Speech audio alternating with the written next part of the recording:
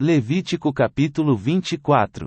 O Senhor Deus disse a Moisés o seguinte: diga aos israelitas que lhe tragam o melhor azeite, para manter sempre aceso o candelabro que está na tenda sagrada.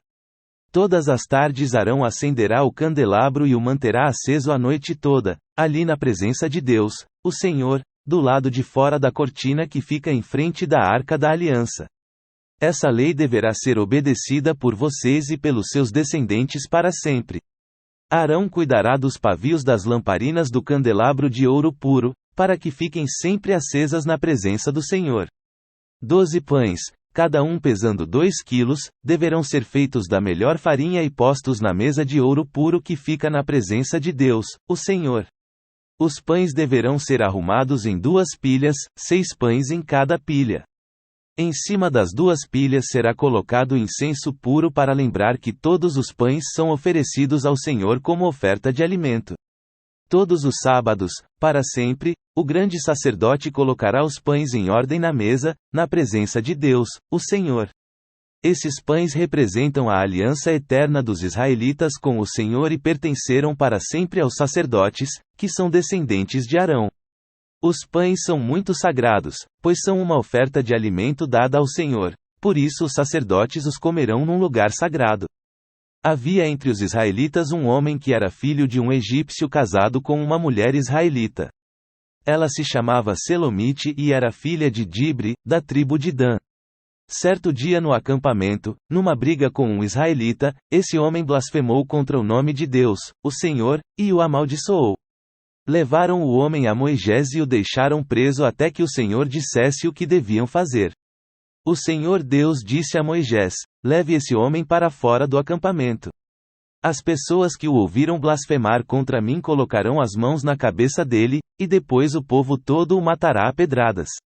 E diga ao povo: quem amaldiçoar o seu Deus pagará por esse pecado e será morto a pedradas por todo o povo. Não importa que seja israelita ou um estrangeiro que mora no meio de vocês, quem blasfemar contra o nome do Senhor Deus será morto, aquele que matar uma pessoa será morto. Quem matar um animal doméstico de outra pessoa dará ao dono outro animal do mesmo valor, um animal pelo outro. Se alguém ferir outra pessoa, farão com ele a mesma coisa que ele fez, quebradura por quebradura, olho por olho, dente por dente. Ele será ferido do mesmo jeito que feriu o outro. Quem matar um animal doméstico de outra pessoa dará ao dono outro animal. Quem matar uma pessoa será morto. A lei é a mesma para os estrangeiros que moram no meio de vocês e para os israelitas. Eu sou o Senhor, o Deus de vocês. Então Moisés disse tudo isso aos israelitas. Aí eles pegaram o homem que havia amaldiçoado o nome de Deus e o levaram para fora do acampamento. E ali o mataram a pedradas. Assim, eles fizeram aquilo que o Senhor havia ordenado a Moisés. Levítico capítulo 25. O Senhor Deus falou com Moisés no Monte Sinai e mandou que ele desse ao povo de Israel as seguintes leis: quando vocês entrarem na terra que o Senhor Deus lhes vai dar, deixem que de 7 em 7 anos a terra descanse, em honra do Senhor. Durante 6 anos semeiem os seus campos, podem as parreiras e colham as uvas. Mas o 7º ano será um ano de descanso sagrado para a terra, um descanso dedicado a Deus, o Senhor. Nesse ano ninguém semeará o seu campo, nem podará as suas parreiras. Ninguém colherá o trigo que crescer por si mesmo, nem podará as parreiras, nem colherá as uvas. Será um ano de descanso completo para a terra.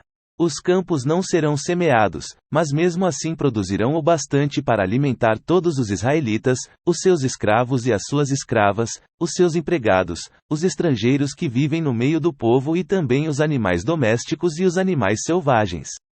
Tudo o que a terra produzir servirá de alimento. Contem 7 semanas de anos, isto é, 7 anos vezes 7, o que dá um total de 49 anos. Então, no dia 10 do 7º mês, que é o dia do perdão, mandem um homem tocar trombeta por todo o país. Pois esse ano, que vem depois de cada 49 anos, é o ano sagrado da libertação, em que vocês anunciarão liberdade a todos os moradores do país. Nesse ano todos os que tiverem sido vendidos como escravos voltarão livres para suas famílias, e todos os campos que tiverem sido vendidos voltarão a pertencer ao primeiro dono. Nesse ano ninguém semeará os seus campos, nem colherá o trigo que crescer por si mesmo, nem podará as parreiras, nem colherá as uvas, pois o ano da libertação é sagrado para o povo, e nele todos se alimentarão somente daquilo que a terra produzir por si mesma. No ano da libertação todas as terras que tiverem sido vendidas voltarão a pertencer ao primeiro dono. Na venda ou na compra de terras, não explorem os outros.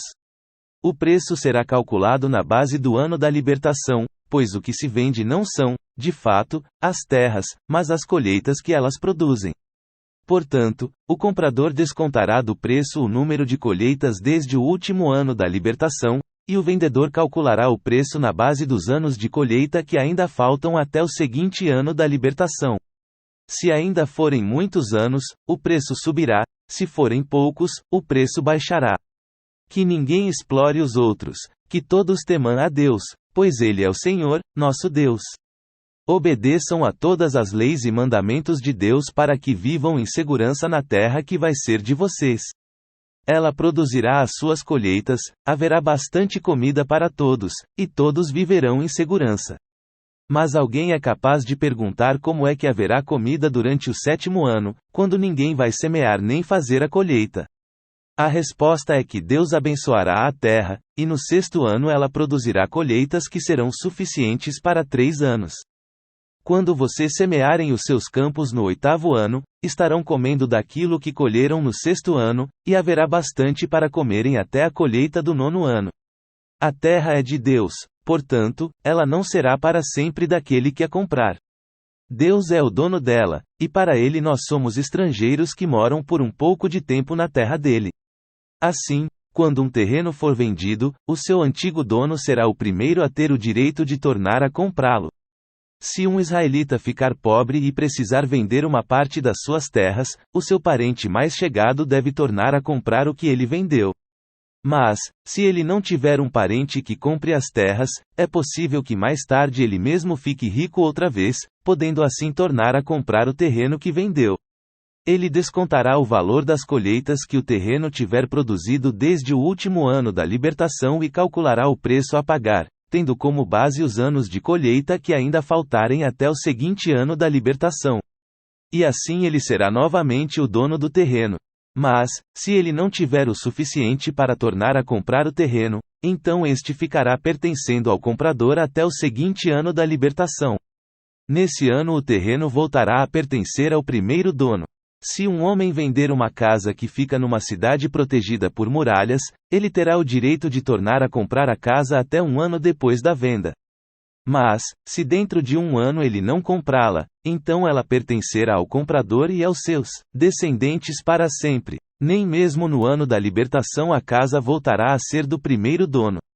Porém as casas que ficam em cidades sem muralhas são como os terrenos, o primeiro dono tem o direito de tornar a comprar a casa, e no ano da libertação ela volta a ser do primeiro dono.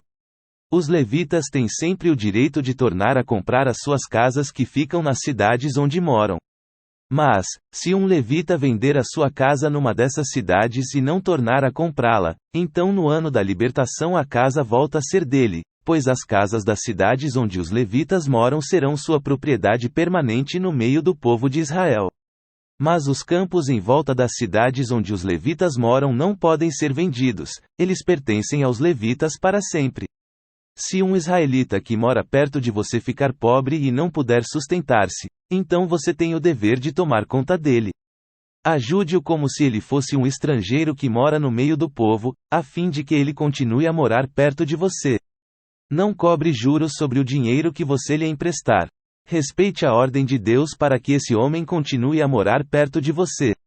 Não cobre juros sobre o que você lhe emprestar, nem tire lucro dos alimentos que você lhe vender. É isso o que o Senhor, nosso Deus, nos manda fazer. Foi Ele quem nos tirou do Egito para nos dar a terra de Canaã e para ser o nosso Deus. Se um israelita que mora perto de você ficar tão pobre, que chegue a ponto de ter de se vender a você para ser seu escravo, não o faça trabalhar como escravo. Trate-o como se ele fosse um empregado ou um estrangeiro que mora com você. Ele trabalhará para você até o ano da libertação, e nesse ano ele e os seus filhos irão embora e voltarão para a sua própria família e para as terras dos seus antepassados. Os israelitas são escravos do Senhor Deus, que os tirou do Egito. Eles não deverão ser vendidos como escravos. Portanto, não os trate com crueldade, mas respeite a ordem de Deus. Se precisarem de escravos ou escravas, vocês poderão comprá-los dos povos vizinhos do seu país. Também poderão comprar os filhos dos estrangeiros que moram no meio de vocês. Essas crianças que nascerem na terra de Israel poderão ser compradas como escravos, e os seus donos poderão deixá-los como herança aos filhos, a quem esses escravos deverão servir a vida inteira. Mas um israelita não pode ter outro israelita como escravo, nem pode tratá-lo com crueldade. Pode acontecer que um estrangeiro que vive no meio do povo fique rico e que um vizinho israelita fique pobre e se venda como escravo a esse estrangeiro ou a alguém da família dele. Nesse caso, depois de vendido, o israelita tem o direito de ser comprado de novo. Um irmão, um tio, um primo ou outro parente chegado poderá comprá-lo. Ou, se ganhar bastante dinheiro, ele mesmo poderá comprar a sua liberdade. Ele e o homem que o comprou combinarão o preço que deverá ser pago, de acordo com o número de anos desde o ano em que ele se vendeu até o seguinte ano da libertação. O cálculo será feito tendo como base o salário que um empregado recebe. Se ainda faltarem muitos anos até o ano da libertação, ele pagará uma parte maior do dinheiro que recebeu quando se vendeu, mas, se faltarem poucos anos, a parte será menor. O dono o tratará como se ele fosse um empregado que é contratado para trabalhar por ano. Não deixem que o dono o trate com crueldade. E, se o homem não for libertado por nenhum desses modos, então no seguinte ano da libertação ele e os seus filhos ficarão livres. Pois os israelitas são escravos de Deus, que os tirou do Egito. Ele é o Senhor, o Deus deles.